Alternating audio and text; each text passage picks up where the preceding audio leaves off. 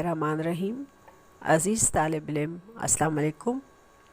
मैं Samina Bloch, lecturer Urdu, government girls degree college Sukkur, आपकी खिदमत में हाज़िर हूँ। जैसा कि आपको मालूम है, गवर्नमेंट ऑफ सिंध ने ऑनलाइन क्लासेस का सिलसिला शुरू किया है, जो कि एक बेहतरीन काविश है, जिसके ज़रिए हमारे तालिब इल्म घर बैठे तालीम से इस्तिफ़ादा हासिल कर सकते हैं। इसी सिलसिले में मैं यहाँ मौजूद हूँ कि जहाँ से हमारा तालीमी सिलसिला मुनक़ता हुआ था, वहीं से दोबारा जुड़ सके। अज़ीज़ तालिब इल्म, आज मैं आपको 11वीं जमात की गुलज़ार उर्दू में शामिल हम पढ़ाऊँगी, जो नज़ीर अकबर आबादी की तहरीर करदा है, जो कि नंबर शुमार में 20 और हिस्सा नज़म में पहले नंबर पर है। आज का लेक्चर 3 हिस्सों पर मुश्तमिल है, यानी शायर का तारुफ़, तशरीहात और मरकज़ी ख़याल। नज़ीर अकबर आबादी उर्दू के मायानाज़ शायर तस्लीम किए जाते हैं। आप 1740 में पैदा हुए। आपको अवामी शायर कहा जाता है, क्योंकि आपकी शायरी में अवामी ज़िंदगी का अक्स नुमाया नज़र आता है। आपने आदमी नामा, बंजारा नामा, पैसा नामा, बरसात की बहारें और मुफलिसी जैसी नज़में लिखी। अब हम अपनी हम की तरफ चलते हैं। जैसा कि आप सबको मालूम है कि हमद ऐसी नज़म को कहा जाता है कि जिसमें अल्लाह ताला की तारीफ़ बयान की जाए और उसकी वहदानियत का इकरार किया जाए। हम आगाज़ करते हैं। हमद का पहला बंद है, इलाही तू फ़याज़ है और करीम, इलाही तू गफ़ार है और रहीम, मुक़द्दस मुअल्ला मुनज़्ज़ह अज़ीम, न तेरा शरीक और न तेरा सहीम, तेरी ज़ात वाला है यकता कदीम। इस बंद में शायर अल्लाह ताला की सिफ़ात बयान करते हुए कहते हैं कि ए मेरे रब, तू बेहिसाब देने वाला है, सखी है। फ़याज़ मतलब सखी, और तू करम करने वाला है। करीम का मतलब है करम करने वाला। तू बख्शने वाला है। गफ़ार मतलब कि बख्शने वाला, मग़फ़िरत फरमाने वाला। और रहीम का मतलब है रहम फरमाने वाला। तू आला है, तू पाक है, बेऐब है, अज़मत वाला है और बड़ा है। ना ही कोई तेरी कुदरत में शरीक है और ना ही हिस्सादार। सहीम कहते हैं हिस्सादार को, मतलब कि तू वाहिद इस कायनात का मालिक है। तेरी ज़ात वाला है यकता कदीम, मतलब कि तेरी ज़ात वाहिद है। यकता का मतलब है वाहिद, अकेली, जो सारी कायनात को चला रही है। इसमें कोई शक नहीं कि सब कुछ तेरे ही हाथ में है।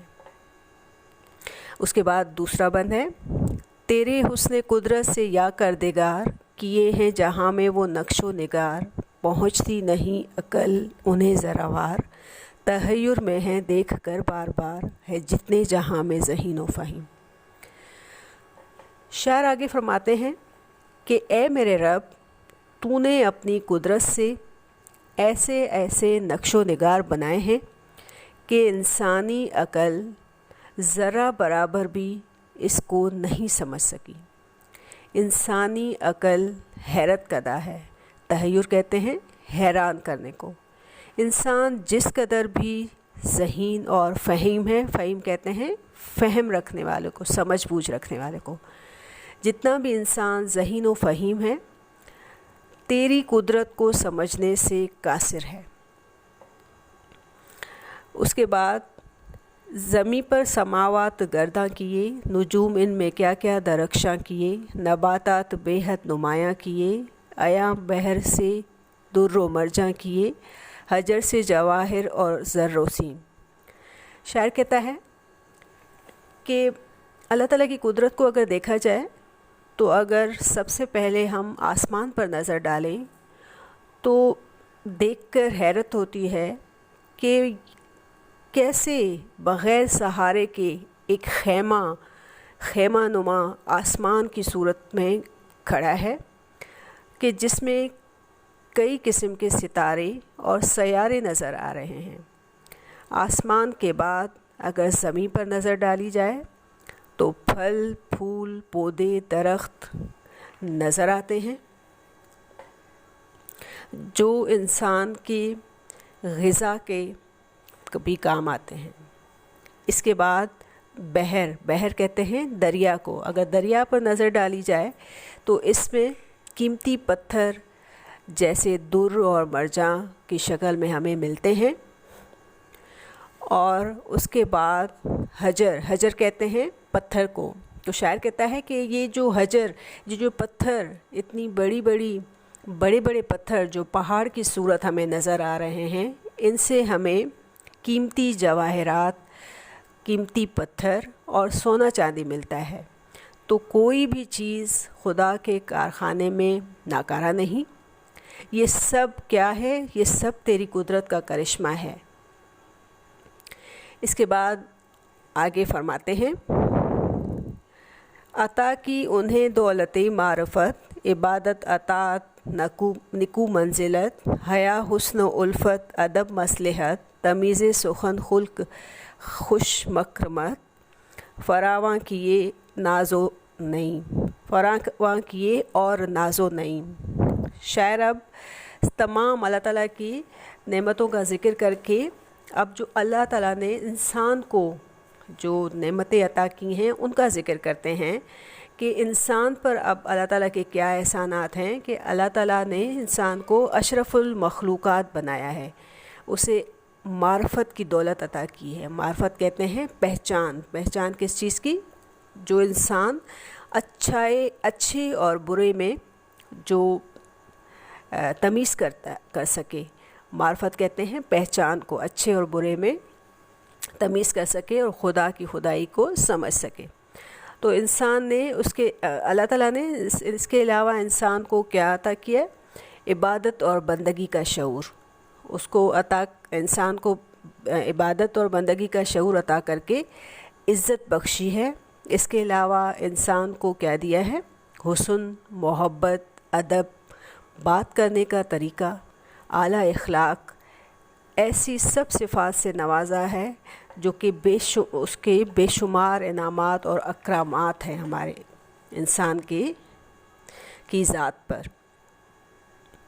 یہ سب کیا ہے؟ یہ سب اللہ تعالیٰ کا کرم ہے۔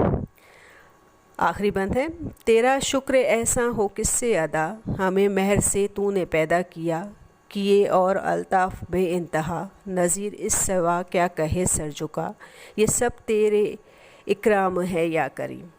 اب آخر میں شاعر جو ہے وہ تمام جو چیزیں اللہ تعالیٰ نے انسان کو عطا کی ہیں ان سب پہ ان سب نعمتوں کا شکر ادا کرتے ہیں۔ آخر میں فرماتے ہیں کہ اے میرے رب، تیرے اتنے سارے احسان کا بدلہ انسان کس طرح ادا کر سکتا ہے؟ میں کس طرح تیرے احسان کا بدلہ چکاؤں کہ تو نے مجھے اتنی محبت سے پیدا کیا ہے۔ مہر کہتے ہیں ہمیں تو نے مہر سے پیدا کیا، مینس کہ محبت سے، اتنی چاہ سے تو نے انسان کو پیدا کیا ہے اور اتنی نعمتوں سے نوازا ہے۔ اتنی مہربانیوں اور نوازشات کا بدلہ ہم انسان نہیں دے سکتے۔ ہم اللہ تعالیٰ کی ایک نعمت کا بھی بدل نہیں دے سکتے سوائے اس کے کہ اس کی عبادت کریں اور اس کے آگے سر جھکائیں اور اس کی بندگی اختیار کریں۔ تو عزیز طلبہ، اس ہم میں شاعر جو ہے وہ ہمیں خدا کی نعمتوں کا ذکر کرتے ہیں اور اس کی وحدانیت کا اقرار کرتے ہیں، اور جو نعمتیں اللہ تعالیٰ نے عطا کی ہیں اس پر شکر ادا کرتے ہیں، کیونکہ ہم جو ہے وہ اللہ تعالیٰ کی تعریف میں لکھی جاتی ہے۔ تو سب سے پہلے انہوں نے آغاز کیا ہے اللہ تعالیٰ کی صفات بیان کی ہیں کہ وہ فیاض ہیں، کریم ہیں، غفار ہے، رحیم ہے، مقدس ہے، اعلیٰ ہے، منزہ کہتے ہیں بے عیب کو۔ تو یہ سب صفات بیان کی ہیں، اور اس کے بعد جو اللہ تعالیٰ نے ہمیں زمین پر آسمان کی صورت میں جو نعمتیں عطا کی ہیں ان کا ذکر کیا ہے، اور جو اللہ تعالیٰ نے انسان کو